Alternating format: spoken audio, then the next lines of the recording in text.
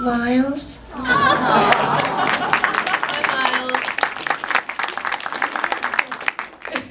I'm going to start with one question. I'm going to open it up to you guys. I kind of like to know where and anyone who's been to the festival and seen me do a Q&A before will know. I like to know the origin of your story and why you felt this story needed to be told.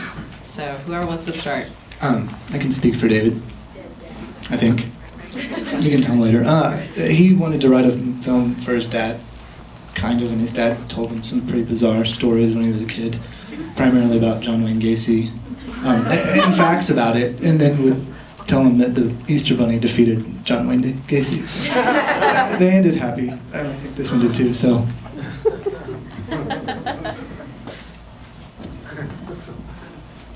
There's a lot of layers to the story, but I think what started it was I always wondered what other people did on the day that they maybe commemorated the death of a friend or family member. And so it all started from there. I was kind of urged just to make something from my life perspective. It's really simple. I was reading a fairy tale and I wondered what would happen if they went to a dinner party. You guys have some questions for our filmmakers? No? Wait, I actually have a question for the Pioneer guys, because I love that film. I've seen it a bunch of times, and when they ask where the idea came from, David's always like, "Oh, it's from my dad. My dad told me these crazy stories." But there's so much else. It's like, can you just give away a little bit more of the mystery of the film? Like, why is it an apartment, not a house? Why is the dad in a uniform that's like unspecified? Like, what's going on there? Yes.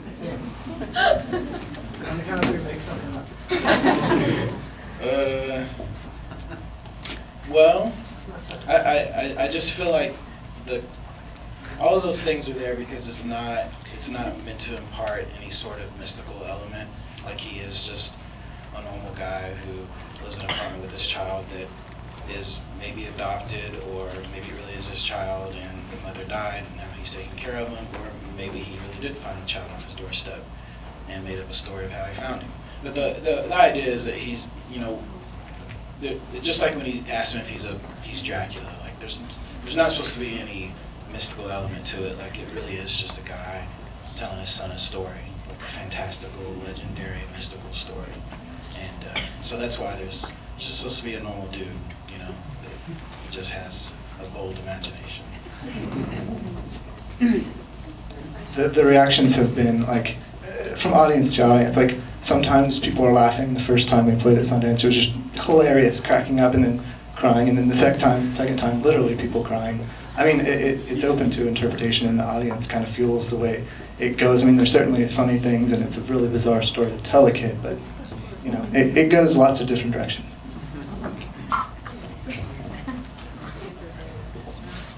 Keep going.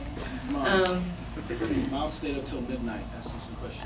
I was going to say we need some questions from Miles here, so I'll go here and then I'll there. I thought all your films were fantastic. I was just wondering if you could quickly tell us, as filmmakers, what are you going to do next? What are we going to do next? Make another movie.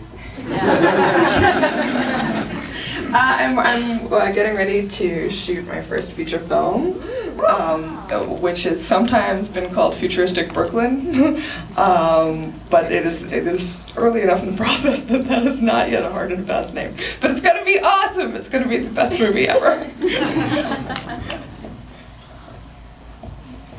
We just attached to Iron Man 4. That's true.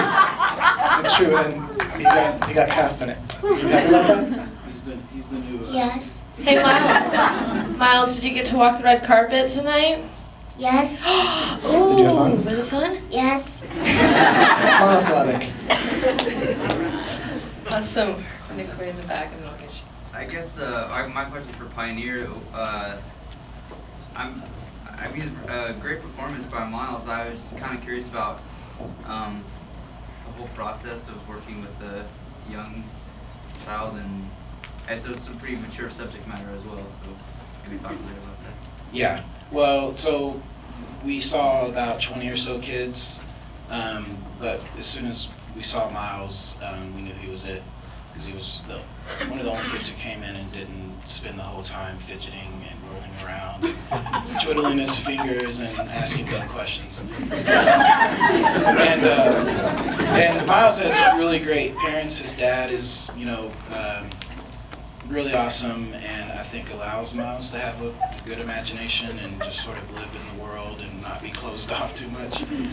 That's his dad right there, Kevin. And so his dad spent a lot of time, working with him and sort of reading him the story, getting used to the beats of the story, and I think that really helped the performance. And also, he's just a natural. He's like, you guys saw we didn't edit that performance. Like, he was really saying those lines, so he's a natural. And then Will, who plays the father, was amazingly gracious with his patience and time working with the child, and and so all the elements just sort of came together perfectly. 6-hour days. 6-hour days. Not true. Don't tell SAG. This was about the hunter and the swan, and I was kind of wondering, just like, is it like the other relationship? Was it just kind of based on how you met someone, or how one of your people that wrote it met someone? It wasn't an actual meaning story. No, it was. I think I was trying to come up with something that was like gross and embarrassing, but not so like sort of over the top that it would actually make a good story. So it was sort of like commonplace and normal, but like also really kind of embarrassing. So not specifically from life, no. Average budget. I know the time is very expensive. Under $5 million. For a short. Well, do you want to buy our Yeah, that's always a tricky. I'm gonna go ahead and say that's always tricky for filmmakers, because Like a you don't want Channel the 13 shorty documentary kind of thing. 2, 3, 5,000 for localized production. I mean, I have no idea.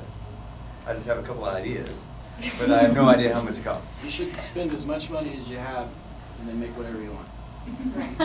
Don't spend a lot of money if it's your first movie. Well, no, it's a short for a doc. So you are shooting a short doc, in fact? No, I've got an idea of 2. You have an idea? Okay, you have several ideas. I've got a few thousand, but I just don't know whether to go to like NTSU or something like that and hire a bunch of students, or If you have a few thousand, you come over here. Well, it depends on how many is a few. How about we summarize it like this? What advice would you give to some other filmmakers out there? What's your, based on the experience with making this film, the one piece of advice you'd like to give? Yeah, I mean that's don't spend a lot of money on your first movie. That's my advice. Yeah, you pull every favor that you can. Absolutely.